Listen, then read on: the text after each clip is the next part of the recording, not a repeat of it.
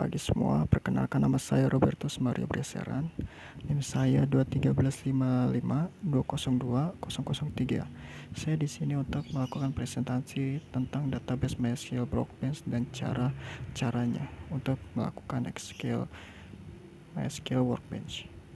Pertama, cara melakukan import database di MySQL Workbench. Import database di MySQL Workbench bisa dilakukan dengan langkah berikut.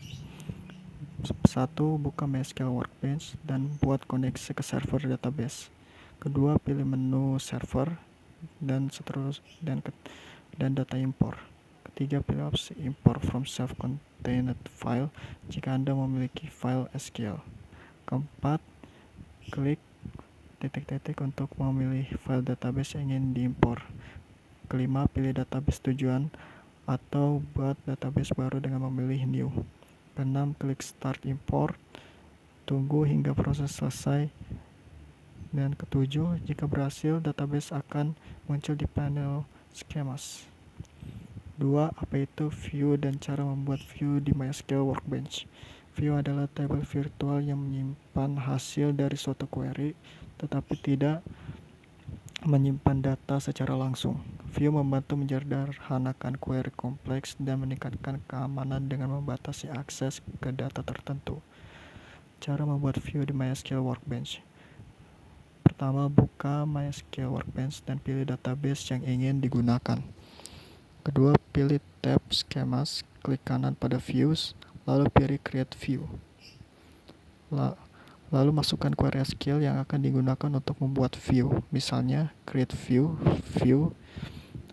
ketik view, garis bawah nilai, AS, select nama, matkul, nilai, from mahasiswa, where, nilai,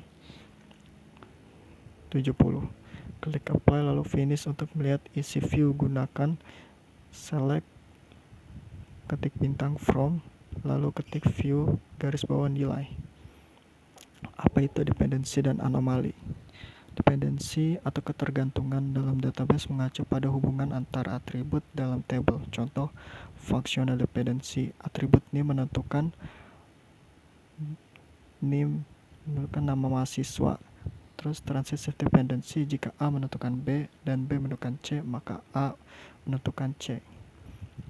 Dan anomali terjadi ketika desain table kurang optimal, menyebabkan masalah seperti anomali insert, tidak bisa menambahkan data karena ada atribut yang belum diisi. Kedua, anomali update, perubahan data harus dilakukan dengan banyak tempat, meningkatkan risiko inkonsistensi. Dan ketiga, anomali delete, penghapusan satu data bisa menyebabkan hilangnya data penting lainnya. Contoh anomali: jika tabel mahasiswa menyimpan NIM, nama mata kuliah, dan dosen, penghapusan satu mahasiswa juga menghapus informasi dosen jika tidak ada mahasiswa lain yang mengambil mata kuliah tersebut.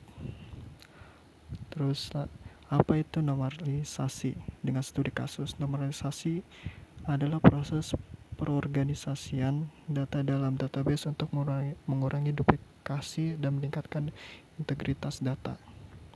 Contoh studi kasus, misalnya kita punya tabel berikut seperti normalisasi: name, nama, mata kuliah, dosen. Seperti NIM-nya 001, namanya Andi, mata kuliah basis data, dan dosen Pak Budi. NIM-nya 001, namanya Andi, nama mata kuliah algoritma, dan dosennya Bu Siti. Dan ketiga, NIM-nya 002, namanya Budi, mata kuliah basis data, dan dosen Pak Budi. Masalahnya redundansi data. Andi muncul 2 kali. Jika Pak Budi berganti nama, harus diubah di banyak tempat. Normalisasi hingga bentuk 3NF. Pisahkan tabel mata kuliah dan dosen tabel mahasiswa. NIM, nama, tabel mata kuliah, kode, MK, nama, MK, NIM, NIP, dosen. Tabel dosen, NIP, dosen, nama, dosen. Tabel perkuliahan, NIM, kode, MK. Hasilnya tidak ada redundansi dan pembaruan data lebih efisien. Seterusnya apa tuh IRD? IRD atau disebut Entity Relationship Diagram adalah diagram yang menggambarkan hubungan antara entitas dan database. Contoh studi kasus IRD, misalkan kita merancang sistem akademik untuk mencatat mahasiswa, mata kuliah, dan dosen. Entitas mahasiswa, NIM, nama alat. Kedua mata kuliah, kode MK, nama MK, dan SKS. Dosen, NIP, nama dosen. Dan perkuliahan, NIP, kode MK, NIM, NIM, kode MK, NIP. Hubungannya, mahasiswa mengambil banyak mata kuliah. Mata kuliah diajarkan oleh satu dosen. Dosen mengajar banyak mata kuliah. Dia akan membentuk seperti yang ada di gambar tersebut. Mahasiswa dan juga seperti ini. Mahasiswa, perkuliahan, mata kuliah, dosen. Gambaran diagramnya akan memiliki entitas dengan primary key dan hubungan relasi antar table. Kesimpulannya, import database di MySQL Workbench bisa dilakukan melalui menu data import. Dependensi adalah ketergantungan antara atribut, sedangkan anomali adalah masalah akibat desain database yang buruk. View adalah table virtual yang menyimpan hasil query dan dibuat dengan create view. Normalisasi menghilangkan duplikasi data untuk meningkatkan efisiensi. IRD membantu merancang struktur database dengan menggambarkan hubungan antar entitas. Ya, itu semuanya sudah saya presentasikan, dan juga sekian dan terima kasih.